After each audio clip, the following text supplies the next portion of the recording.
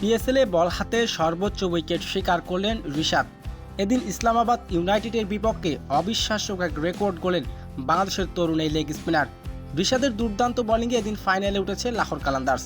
আর এদিন বল হাতে 34 রান খরচ করে 5 উইকেট শিকার করলেন রিশাদ।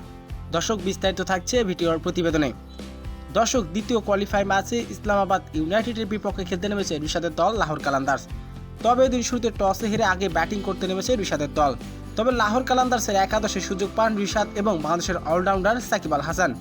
তবে শুরুতে ব্যাটিং করতে নেমে শুরু থেকে দুর্দান্ত খেলতে থাকেন লাহোর কালান্দার্সের ব্যাটাররা। তবে এদিন ব্যাটিং করার সুযোগ পান সাকিব, ব্যাট হাতে ছিলেন এদিন ব্যর্থ। তবে এদিন কেবল 2 বল খেলার সুযোগ পান রিশাদ হোসেন। সেই 2 বলে একটি বাউন্ডারি হাঁকান তিনি। রিশাদের বিধ্বংসী ব্যাটিংয়ে এদিন নির্ধারিত 20 ওভারে 9 উইকেট হারিয়ে 201 রান তুলেন লাহোর কালান্দার্স। 201 রানের জবাবে ব্যাটিং করতে নেমে শুরুতে উইকেটের আঘাত আনেন বাংলাদেশের লেগ স্পিনার রিশাদ হোসেন।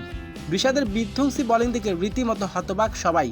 রিশাদ এদিন নির্ধারিত 3 ওভার বোলিং করে 34 রান খরচ করে 5 উইকেট শিকার করেন তিনি। চলিত পিএসএল এর দ্বিতীয় ম্যাচে কোয়ালিফাই ম্যাচে ইসলামাবাদকে 95 রানে হারিয়ে ফাইনালে উঠে গেল রিশাদের দল লাহোর কালান্দার্স।